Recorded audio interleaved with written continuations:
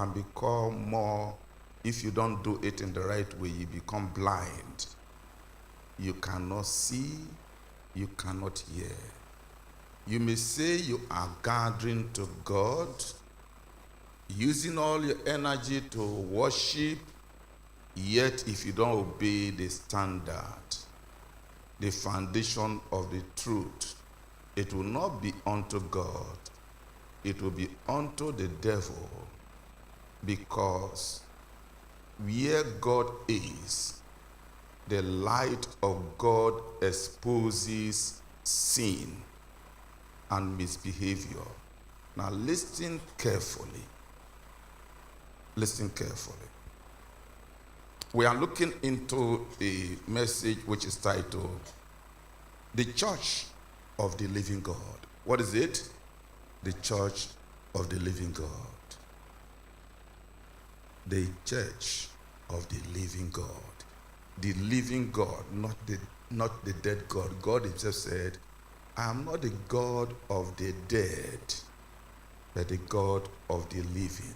So the Church of the Living God.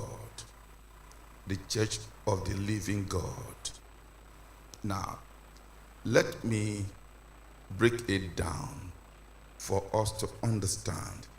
In the church, there are different departments. Men, the department of men, the department of the women, the department of the youth, the department of the children. So, the men can gather, and they can gather in sin. There is no presence of God. Jesus is being mentioned. Messages are being taught. But the lifestyle is unto sin. It can happen to women. It can happen to youth. It can happen to the children. So listen carefully. It can happen to the church, the ministry. It can happen to the body of Christ. Listen carefully. We are looking at the Church of the Living God. What is it? The Church of the Living God.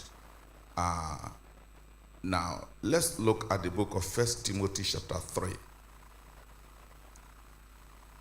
1 Timothy chapter 3.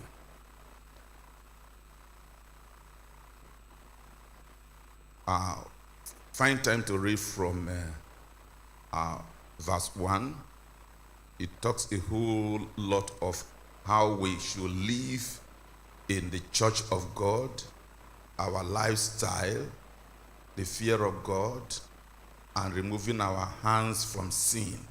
But let's take it from verse 14, 15, and 16. These things write I unto thee, hoping to come unto thee shortly. But if I tarry long, that thou mayest know. Let's say that together. Thou mayest know how thou oughtest to behave thyself in the house of God. To behave thyself where? In the house of God. Now, before we proceed, show me the house of God. Huh? Okay, yourself is the house of God. What of the place of assembly? It's also the house of God. This place is called what? The house of God, because there, the houses, the living houses, we are the house of God, we are the temple of God. We gathered here to worship. Right? How thou oughtest to behave thyself in the house of God, which is the church. The church is the called out ones. Those who were called out of darkness into light, called out from sin to righteousness, that we are washed by the blood of the Lamb Jesus Christ, which is the church of, who is it? The living God. What is it? The living God. The pillar and the ground of what? Truth. So, if God will dwell in this house, use your hand to touch yourself if you are the house of God, the church of God. If God will dwell here continually, then we must make sure that we ourselves are alive, because God will not stay in dead temples. It's not the God of the dead, which means you know the thing that can make God to depart from a house. What is it? Sin. What is it? Sin. What is it? Sin. Lies, fornication, adultery, believing in Satan, trusting in Satan, running to Satan for help.